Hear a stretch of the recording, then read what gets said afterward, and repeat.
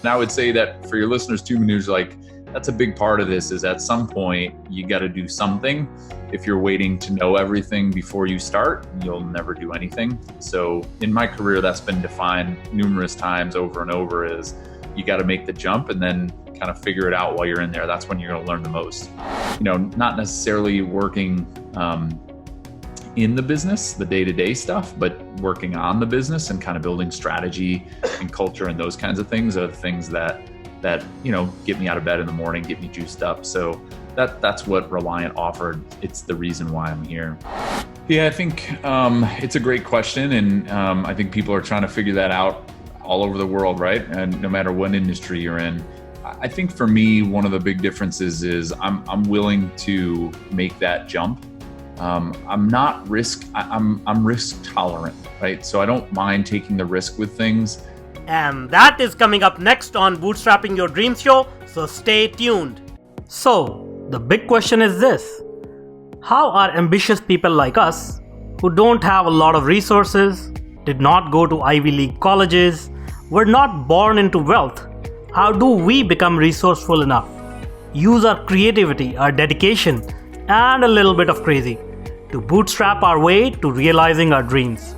Whether it is launching a new company, launching a new app, or making it to the top of the corporate ladder. That is the question, and this podcast will give you the answers. We have created a tremendous community of bootstrappers, entrepreneurs, and professionals who are ambitious, resourceful, and want to get things done. We brainstorm, support, and help each other out. So come join us. Navigate to bootstrapping.group, join today, and get the Startup Founders Technology Accelerator video series absolutely free. If you enjoy this video, then do let us know by hitting that like button now. Or if you want us to improve our content, then go ahead and hit that thumbs down button and give us your honest feedback in the comment section below. Here at Tatternoodle, we are passionate about entrepreneurship, technology, and innovation. Every week, we bring you insightful and engaging videos, interviews, tips, tricks, and strategies to help you grow your business or rise in your corporate profession. If you're new here, please do consider subscribing and do not forget to hit that bell icon so that you are notified when we publish new content. Hello and welcome to this new episode of Bootstrapping Your Dreams Show. I'm your host Manuj Aggarwal, and today we'll be talking with Kris Benson. So Kris is the Chief Investment Officer for Reliant Investments, a subsidiary of Reliant Real Estate Management and one of the top 30 commercial self-storage operators in the US in 2018. Kris is part of investment committee and develops institutional quality self-storage investment opportunities for accredited investors. His investing goals have always been about changing the paradigm of trading time for money to have time for more things we love to do. I'm into that. Likewise, investing in real estate has been Kris's steadfast path to passive income, and he's passionate about inspiring others to change their mindset around investing for their future. Awesome. Welcome, Kris. Welcome, Manuj. Thanks for having me. All right, great. So tell us a little bit about yourself, your journey. How did you uncover these opportunities and how long you've been doing this? It's a long and winding path, Manuj. So my background really is in sales. So I worked for a company called ADP out of college. They sold payroll to business, and that was my first formal sales training program. From there, I went into medical devices and had a number of roles within the medical device arena, most recently with Intuitive Surgical. They're the manufacturers. I'm not sure if you're familiar with the Da Vinci robot. Do you know what that is, Manuj? I've heard of that, yeah. Yeah, so it's an incredible technology, incredible company, and I was very grateful to be a part of that organization because what they've done in their space is just mind-blowing. So with that being said, although with essentially every facet that you'd measure, we were successful. I made a bunch of money and I had a great job, and it was an incredible company. But the challenge for me was my work-life balance was non-existent. So I traveled a bunch, and the time that I spent wasn't mine. And as I aged, Manuj, I think I realized the only thing that really mattered is the time piece. You can replace pretty much everything else, You can always make more money. You can buy more stuff. But the time part, and I think when you have kids, you have these little clocks that follow you around, basically telling you how much time has elapsed. And then as I aged, I think I had that realization of I wanted to do something that wasn't just trading time for money, because I was pretty good at that. If I worked hard, I could make a bunch of money, and that was good. But ultimately, if I didn't have time to spend, it didn't really matter. So that was the beginning of my real estate journey, and that was about 10 years ago. We invested in a whole bunch of stuff, and I don't know how much detail you want to get into on the real estate side, Manuj, but we started with residential and got into commercial multifamily, and still have a number of holdings in the commercial multifamily side, and then got into self-storage about 3 years ago, which led me to Reliant. I started out as an investor at Reliant first. And then there was an opportunity to partner with Todd Allen, who's one of the co-founders of Reliant. And it's been quite a journey. So I've been with Reliant just about a year and a half. And essentially we're buying self-storage facilities across the Southeast. And my role, Manuj, really in the organization is to raise equity to ensure we have enough equity to purchase the properties. So it's quite interesting that you dealt with single-family homes, multifamily homes, and now you're in self-storage. So do you think self-storage real estate is a better opportunity than multi-storage, multi-dwelling housing or similar other conventional opportunities in real estate? Yeah, Manuj, I think it's just timing right now. So multifamily is an incredible investment, and certainly has been very successful historically. What's happened in multifamily is, cap rates have continued to compress. And so it's become very hot. It's definitely a seller's market. And there is a lot of capital chasing a relatively small amount of deals. So it's drove prices up very significantly. So it's really challenging to find value in the multifamily space. It's not that self-storage is better or worse. I think for me, it's about being opportunistic. There's a statistic I'll share with you that in the self-storage space, about 25% of the entire market is owned by 6 publicly traded companies. And the rest of the market, there's 5 REITs there, and then in U-Haul. U-Haul is the one that everybody knows. They have moving trucks, but they also have a significant self-storage portfolio.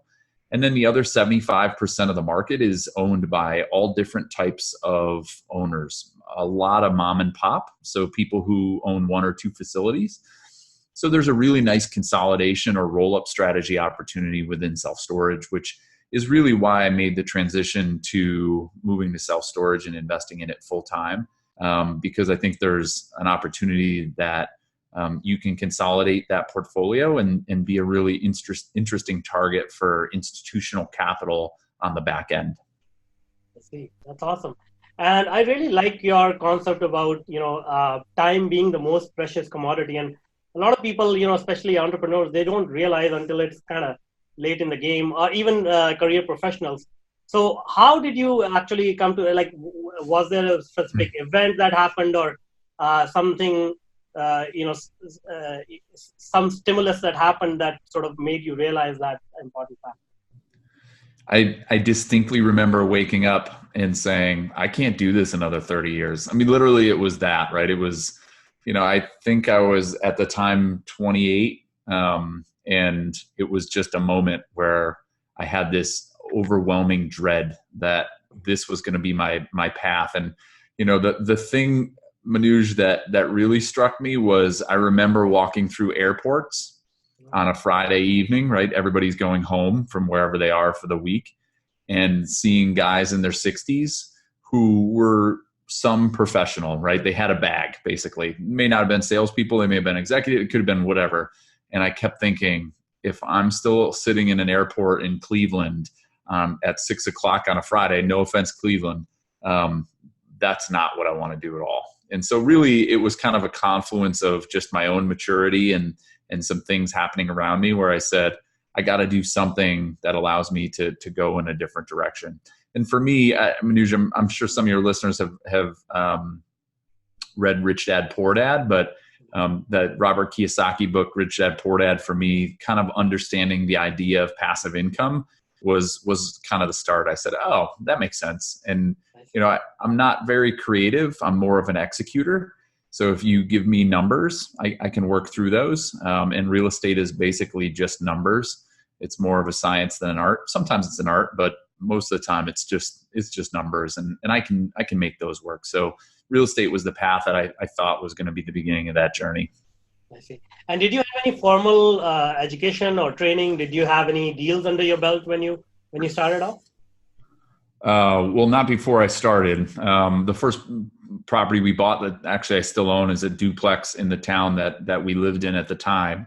And no, that was the first one ever. I just started reading and educating and listening. At the time, podcasts were just kind of getting going. There was a website that's still huge in the industry, biggerpockets.com, which was great, a huge resource for me.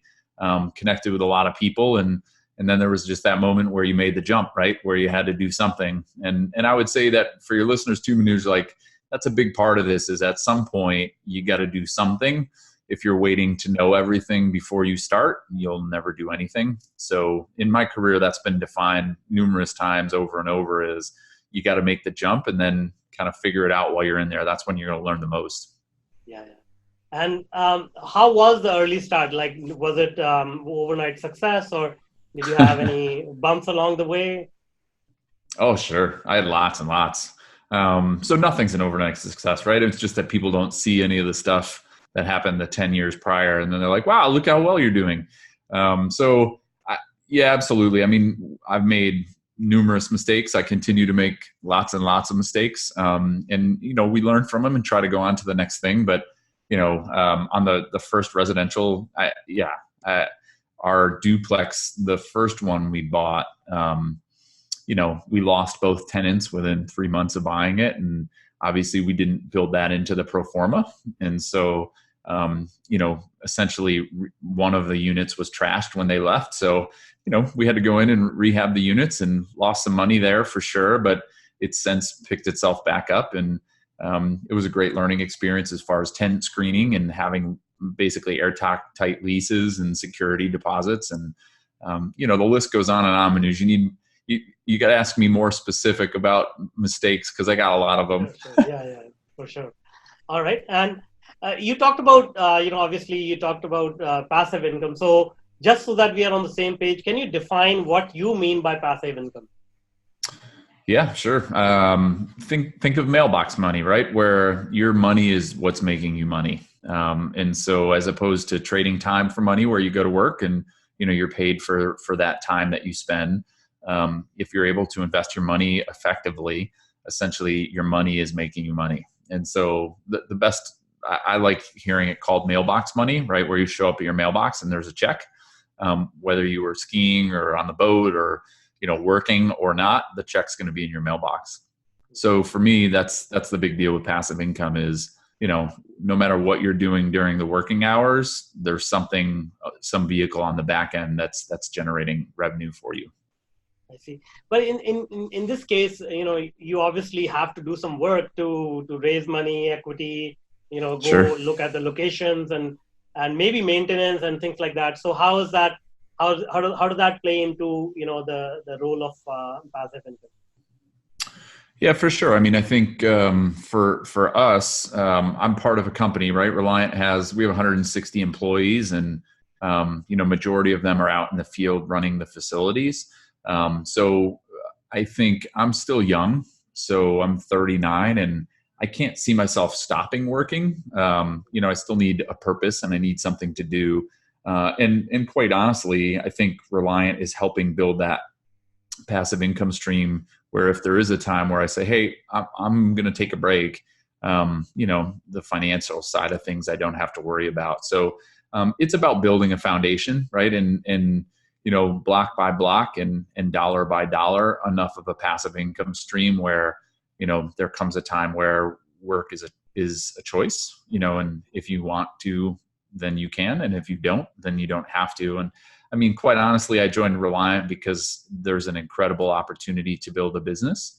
And that's the fun part for me. That's what I look forward to the most. And, not necessarily working in the business, the day-to-day stuff, but working on the business and kind of building strategy and culture and those kinds of things are the things that get me out of bed in the morning, get me juiced up. So that's what Reliant offered. It's the reason why I'm here. That's great. That's great.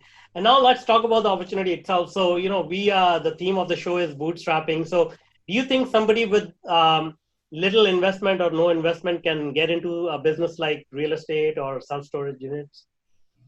Yeah, for sure. I mean, Manuj, I think when you think about real estate, there's kind of a triangle, right? It's, the pillars that make up the deal. And there's three things in that triangle, right? You got money, hustle, or knowledge, right? Those are the three things that every deal has.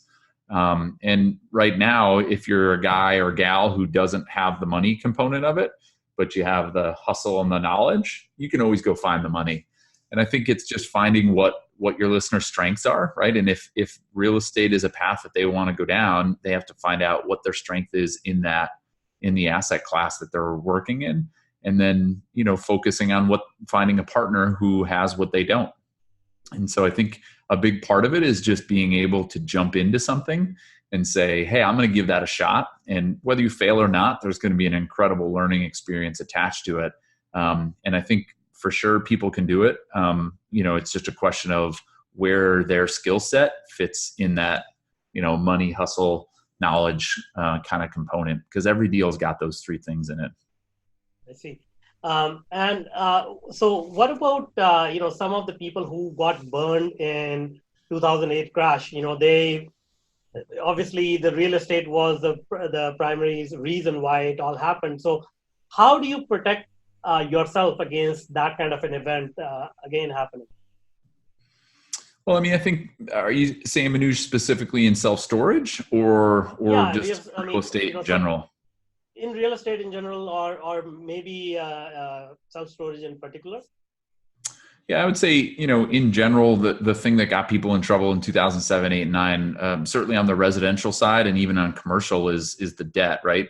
The lenders were very aggressive on the debt side and allowing people to get loans on the loan to value and 80s, 90% loan to value. And so if there's a correction, there's nowhere really to go, and so people were underwater on their properties, both residentially and commercially. The second thing that happened in 2007, 8, and 9 that was a bit of an anomaly is the credit markets are also locked up, right? So even if you had a good property, it was very challenging to go get credit on it because all the banks said, hey, the financial system is imploding. We're going to wait and see what happens.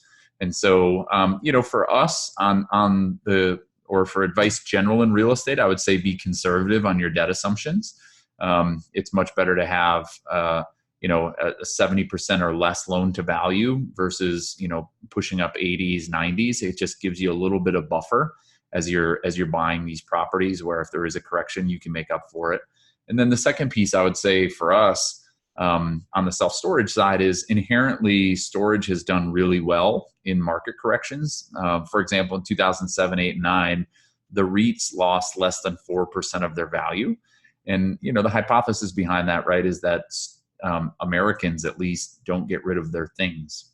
So even in a downsizing, you may not be able to drive rent growth or lease up as quickly as you'd like, but typically the demand for storage is still there. So for us, if we can ride out the storm, by having conservative debt terms and get to the other side, we're going to see that uptick once the market comes back. So, I think it's about being conservative and just thinking that, 5 years from now is probably not going to be as good as it is today, right, in the marketplace, and then underwriting your assumptions to try to take advantage of that. Awesome. That's great. And then what are some of the things that you need to consider to be good at this? Like, obviously location could be one. And what are some other things that you can share that are required to be successful in this game? Specific on the self-storage side, Manuj? Yeah. I mean, there's a whole bunch of individual metrics that I think you want to look at when you're looking at a self-storage property. Some of the demographic items that you may look at with any real estate asset class, things like traffic count by your site, the population growth in the markets that you're in, income, are there renters versus homeowners? Those are all metrics that you want to be looking at. And then having a really good understanding of your marketplace. With storage, it's really interesting. 70% of the tenants usually come within a 3 to 5 mile radius of your property. It depends on the market, but in the markets we're operating, that's typically the case. And so you really want to have a good, intimate understanding of that market, that 3 to 5 mile ring. And so, as a self-storage operator, or for people who are looking to invest, you want to understand who the competitors are and what the choices are from, the competitive set for your consumers. And then obviously the pricing piece as well, understanding what the competitors are charging as pricing and where you have to fit on that pricing model so that you can make your numbers work for you and potentially your investors. And then also on, so that you're competitive and having people come to your facility because you're priced appropriately. So I think those are some things. It's certainly a vast conversation when you're talking about underwriting a self-storage deal. One thing I could recommend as a resource, Manuj, is it's called the Self-Storage Almanac. It comes out every year from a company called Minico.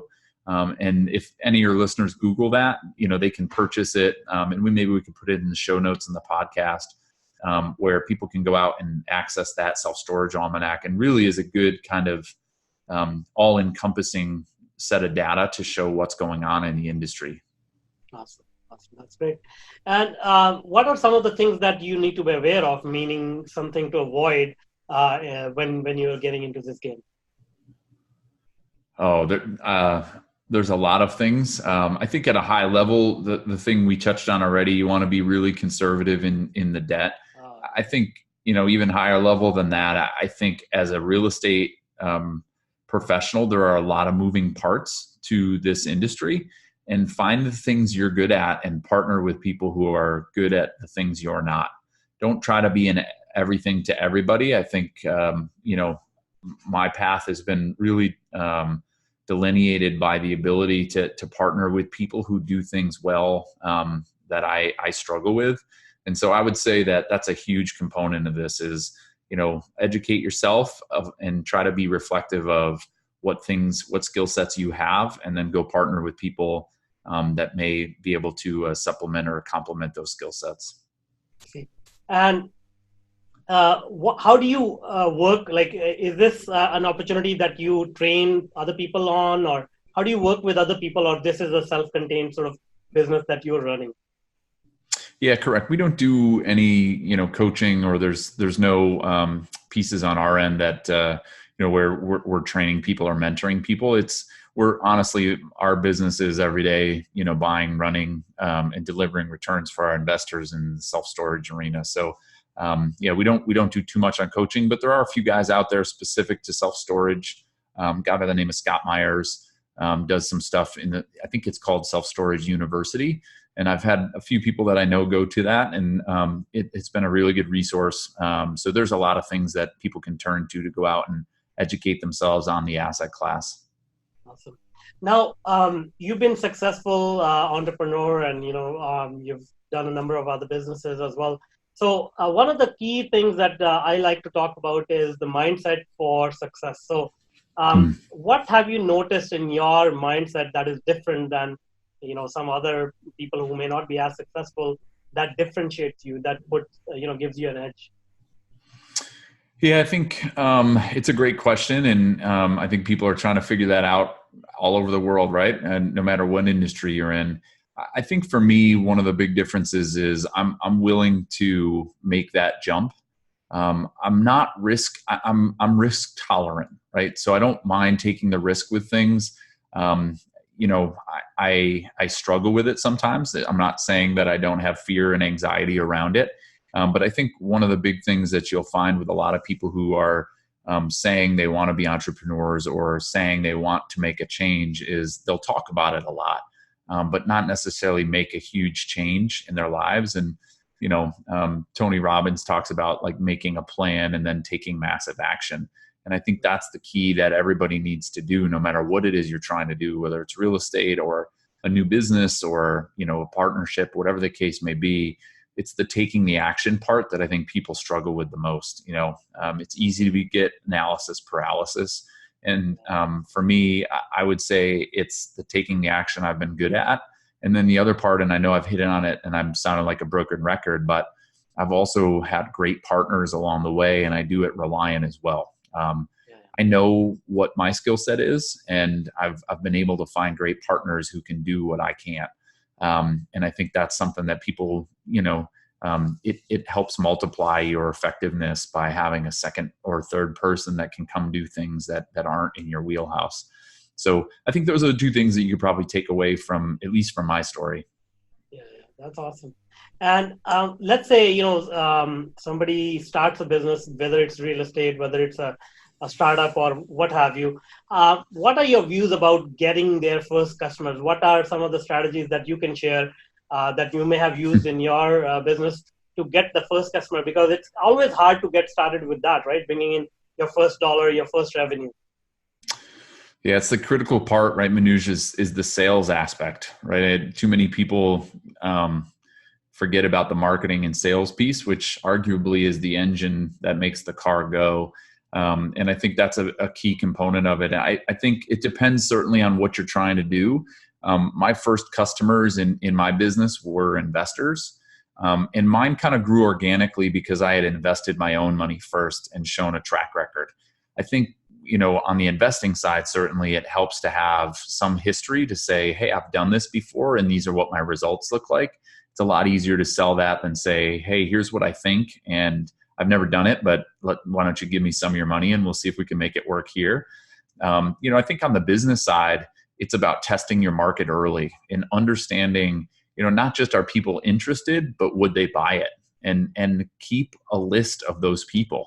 Right? If you're going out and talking to people and asking those questions and them say, yes, I would, well, then ask for permission to keep them up to date on what you're working on so that you have a warm introduction when, your product or business is ready, that you can go back to them and say, hey, remember when you said I would buy that if it did X, Y, and Z? Well, I've created that. Here it is. Would you mind talking to me about it? So I think that's one of the big pieces, Manuj, that people struggle with. And then, having some basic sales skills and being able to listen and versus talk and hear from the customer what they need first, and then being able to deliver a solution is a key component of that. That's for sure. And what about your team? You obviously mentioned having good partners, which I completely agree with. You don't want to try and do too much because nothing gets done. But what about your team, your employees, your contractors? Have you had experience building a team and hiring people? Yeah, we sure have. Okay. So what are your some of the key things that you can share about when you hire an employee, some of the things that you focus on, that you make sure that they possess? Yeah, man, I think this is a big discussion too. But it depends what you're looking for, right?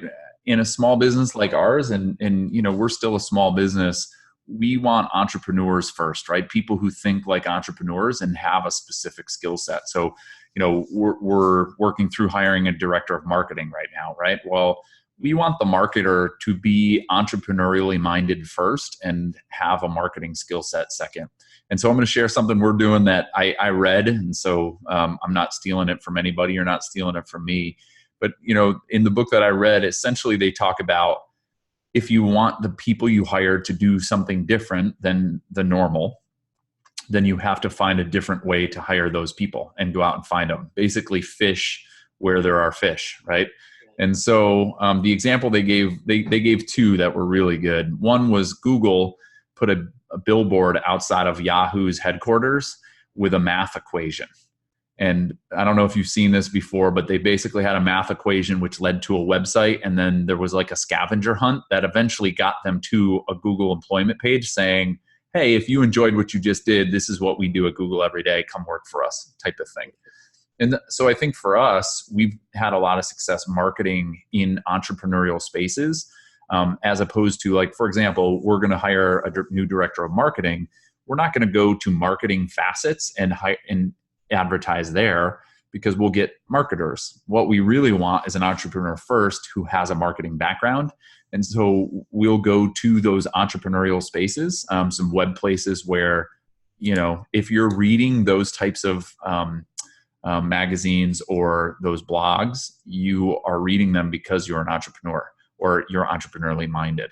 And I think that makes a big difference as far as who the pool of candidates you get, as opposed to just going out to an Indeed, which we've done too, an Indeed or something along those lines, posting a job description and then getting 300 resumes the next day.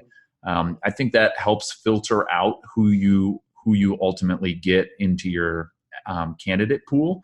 And then, once you get them in a candidate pool, have a really thorough process of understanding who they are as people first, and get a lot of eyes on them and a lot of feedback from the group to see if they fit the culture that you're trying to build.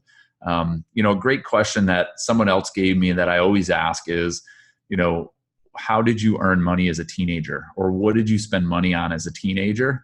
And then they'll tell you whatever it is. And the question next is, well, how did you earn that money? And if the answer was my parents gave it to us, typically, if you ask the group at Reliant how they did it, most of them had some sort of job, side hustle, something that they were making money as a teenager. And it kind of speaks to what we want, right? So our questions are built around, finding someone who's a fit for the culture of what we're trying to create. And I think, probably your listeners can do a similar thing. That's awesome. Great question, by the way. I'm sure no matter how they earned the money, most of it went towards booze. And now talking about your job to raise money, how do you instill confidence in your investors? So it's a trust thing. I mean, so twofold. One, I'm fortunate, and Reliant has a very strong track record. So, we bought our first property in 2007 and we've sold 21 properties since. So we have a pretty good track record to lean on to say, hey, you can trust us because here's what we've done. But what we found is a lot of our investors, especially new investors to real estate, it's about education and building that rapport and trust with investors. And I think there's no better way to do that than giving out free information, right? With no other incentive, but just to educate. And people, that resonates with people, whether they're an investor now or in 5 years, continuously delivering resources that they can use to educate themselves. Aside from obviously just investments in our space, has been a huge helper for us in building that base and trust. And then when the investor is ready to make an investment, to your point, they have confidence in you because you've been making deposits with them for many years or many deposits with them up until that point. And it makes all the world's difference as you're trying to scale your investment platform. That's great. Well, thank you so much for being with us. And this has been a very enlightening conversation. Now, before I let you go, can you tell us a little bit about how people can reach out to you? Yeah, for sure. Manuj, there's probably 3 ways depending on what you're trying to do. So we're pretty active on LinkedIn. So Kris Benson, my name's spelled with a K. It's KrisBenson. I'm pretty active on LinkedIn. You can certainly find me there. We actually have a website. It's called KrisBenson.com, and that's kind of a web series of education on commercial real estate investing. There is a little bit on self-storage, but most of it is just high-level real estate investing. And then if you want to learn more about the Reliant platform, we have a website, ReliantInvestments.com. And there you can find information about our firm and our track record. And you can reach out to us. There's contact us buttons all over the place. Great. Well, thank you so much again. And that's all for now. Until next time. Now, if you're an entrepreneur or a career professional, then I invite you to join our growing community. Navigate to bootstrapping.group. As a welcome bonus, you will get the Startup Founders Technology Accelerator video series and Mastering Your Inner Game video series absolutely free. This series of short videos address some core issues which are instrumental in helping you move forward in your business or career. The videos are yours to view and share for free. No obligations or strings attached, except for one. You have to take action and implement it. So join us today. navigate to bootstrapping.group. If you want more engaging videos and insightful interviews with industry's thought leaders, then check out the other videos we have picked for you. The link is right there. And if you want to be notified about our new content, please do consider subscribing to our channel.